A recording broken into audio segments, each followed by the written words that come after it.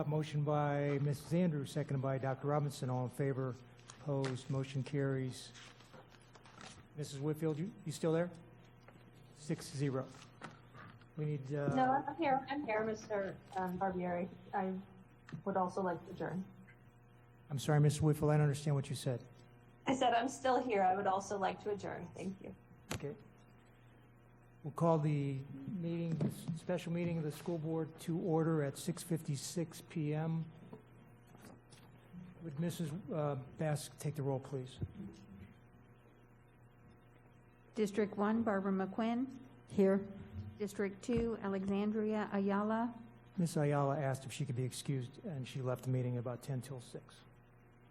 District 3, Karen Brill. Here. District 4, Erica Whitfield. Here. District 5, Frank Barbieri. Here. District 6, Marcia Andrews. Here. District 7, Deborah Robinson.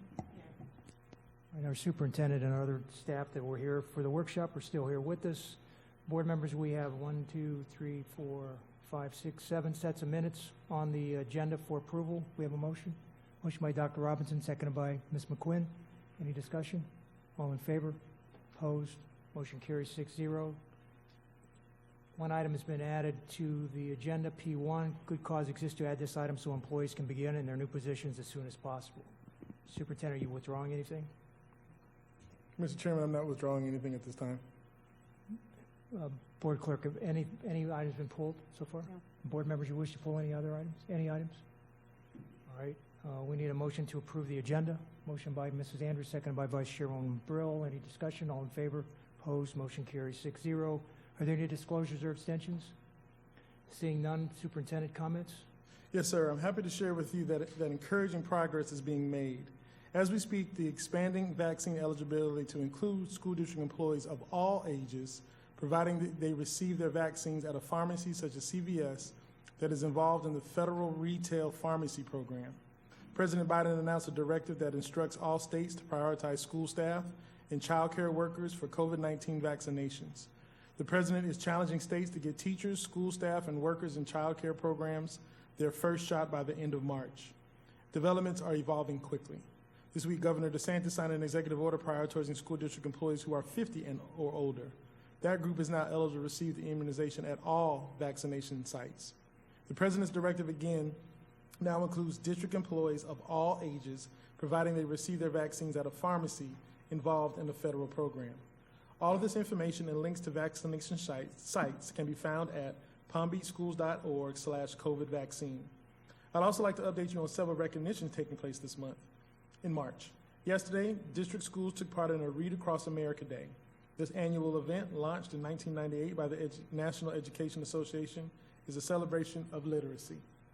Although there is one day on which the program is highlighted, Read Across America is actually a year-round program focused on motivating children and teens to develop a love of literacy.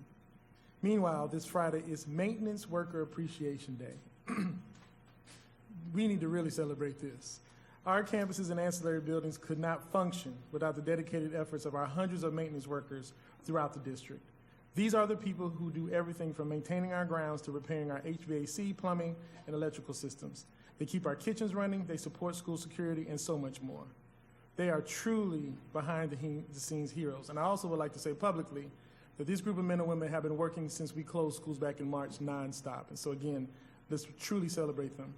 March is also designated as Women's History Month. It is our district's distinct honor to celebrate female leaders, past and present, and to educate, encourage, and empower the district's young women who will become the leaders of tomorrow. Mr. Chairman, those are my comments for the evening. Thank you, Mr. Superintendent. It's come to my attention that the board policy requires us to, when a board member's joining us virtually, to state on the record why he or she can't be here. So, Mrs. Whitfield, would you please state for us the reason you're home this evening? Yes, thank you so much, and thank you to my fellow board members for allowing me to stay home. I'm not feeling well today, so I wanted to make sure that I was following all of our protocols and so stayed out of the building. Thank you so much for allowing me to stay. All right, thank you for putting that out there for us. Hope you feel better soon. Board members, we need a motion to allow Ms. Whitfield to attend this meeting virtually by Mrs. Andrews, seconded by Ms. McQuinn. Any discussion? All in favor? Opposed? Motion carries 6-0. Board member comments? Ms. McQuinn? First, I want to thank Mrs. Shea and the Communications Department they were going to queue up my comments, but they're rescheduling that for me to do it at our next regular board meeting because I want the public to hear it. It's a cool thing about teachers, so I really appreciate their flexibility with me. And I want to genuinely thank Dr. Fenoy and the staff who've been working so hard to integrate where we are going with our equity and our strategic plan. So very much appreciate your listening carefully to us and being patient with us. I'm very excited about where we're headed. Thank you. Mrs. Whitfield? I have no comments. Thank you. Thank you. Mrs. Andrews? Thank you, and good afternoon to everyone. I'd like to say what a wonderful opportunity we had last week, some of the members of the School District of Palm Beach County. We participated in the All Together Now annual conference for LGBTQ plus students and adults, actually celebrating them, working on initiatives as it relates to making sure that they are always safe and secure. And it was a big success, the two-day conference on last week. I will certainly get information to the school board members so that you can see how wonderful it was. Pretty exciting time. I want to compliment Alexandria Ayala because she participated in a panel discussion and she was awesome. And Denise Sagerholm from our legal department, she did a big presentation on legal issues as it relates to LGBTQ plus students and adults. And our own Pete Stewart, as always, is a superstar at the state level. I had the opportunity to be a presenter with school board members from across the state, and what a wonderful conference of a whole lot of students, a whole lot of teachers, support staff from across the state learning on how we can be better as we work with our LGBTQ plus students and adults. And lastly, I want to thank Mr. Chu, Mr. Lung Chu, our former Inspector General. He is an awesome person. He called me last week and says, Ms. Andrews, I want to go to Pahokee, South Bay, and Belglade to take the masks that we wear to keep us safe from COVID. He says, I've got 4,000 masks to deliver, and I want to give them to the city of South Bay, Pahokee, and Belglade. And so we did. He got up early last week one morning, and we drove and we delivered the masks. And Dr. Robinson, he also delivered masks for the city of Riviera Beach. So I want to thank Mr. Chu and his community organization. It's all about the community, and he's still giving back. So kudos to him and the people in the community. They were so thrilled and thankful. And as I was out there just this weekend on Sunday, I saw them giving out masks to some of the people who were at church. So thank you, Mr. Chu. Dr. Robinson? No comments. Vice Chairwoman Brill? In follow-up to Mrs. Andrews' comment, board members, when Mrs. Rico left, we had a little bit of a celebration, gave her a parting gift and said goodbye. We've got a plaque that's been made and ready for Mr. Chu. As soon as we get past the COVID restrictions, he'd love to come to a meeting and we can recognize him for his many, many years of service to the school board as our chief auditor and then as our IG. Vice Chairwoman Brill?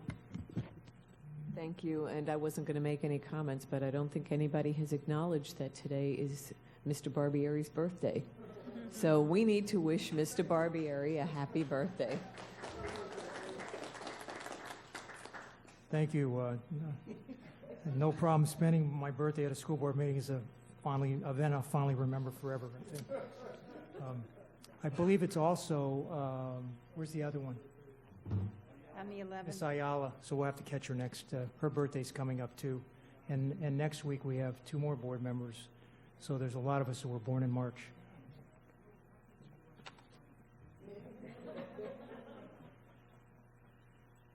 We have no agenda item speakers, correct? Correct. That'll take us to BRD 1. I recommend the board ratify and approve the appointment of the committee members as, no, that's out of order. BRD 2, we have to take, pardon me? Oh, didn't we vote on the consent agenda? We need a motion to vote on the consent agenda. Motion by Dr. Robinson, seconded by Mrs. Andrews. Any discussion? All in favor? Opposed? Motion carries 6-0. Are we up to where we're supposed to be now, Board Clerk? Thank you, Ms. Bass.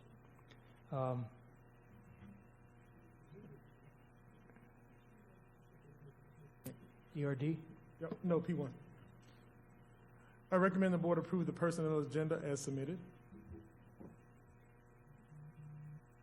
Motion by Mrs. Andrews, seconded by Vice Chairwoman Burrell. Any discussion? All in favor? Opposed? Motion carries 6-0. Mr. Chairman, POL 01, I recommend the board approve adoption of the proposed emergency modification to policy 1.093, Construction Oversight and Review Committee. Due to the imminent danger to the public health, safety, and welfare posed to the public and CORC members by the spread of COVID-19. The board has taken only the action necessary to protect the public interest. This immediate danger requires emergency action so that CORC can transact business, and the procedure for the adoption of this emergency policy is fair under the circumstances for the reasons stated in the description. This emergency modification is to become effective March 22nd, 2021. Motion by Mrs. Andrews, second by Dr. Robinson. Any discussion? All in favor? Opposed? Motion carries 6-0. Next one is BRD 3. Yes, sir, Mr. Chairman. Superintendent. Oh, that's yours, I'm sorry. Not to hog the show here or anything. That's okay. I want to do it, I'm tired Nope. anyway. I recommend the board ratify and approve the list of primary and alternate members of the Construction Oversight and Review Committee effective March 22nd, 2021, and for 90 days thereafter, or for virtual meeting for CORC is allowed by law, whichever occurs sooner. And as a part of that recommendation, I recommend that the following committee members are assigned primary or alternate. For Mrs. Andrews, Tom Berger, primary. Tradrick McCoy would be alternate. For Ms. Ayala, David Porter would be primary. Frank Simon would be alternate. For myself, Mr. Lou Doctor would be primary. Ken Lassiter would be alternate. For Karen Brill, Michael Gelfand would be primary. Sam Shannon would be alternate. For Ms. McQuinn, John Cheshire would be primary. Bill Huckel will be alternate. For Dr. Robinson, she has a vacant appointment for primary, and her alternate would be Leah Gaines. And for Mrs. Whitfield, primary would be Steve Needs, and the alternate would be Virginia Farice. Do we have a motion to that effect? Motion by Mrs. Andrews, seconded by Dr. Robinson. Any discussion? All in favor? All opposed? Motion carries 7-0. We have two board discussion items. Dr. Robinson, update on monoclonal antibody availability.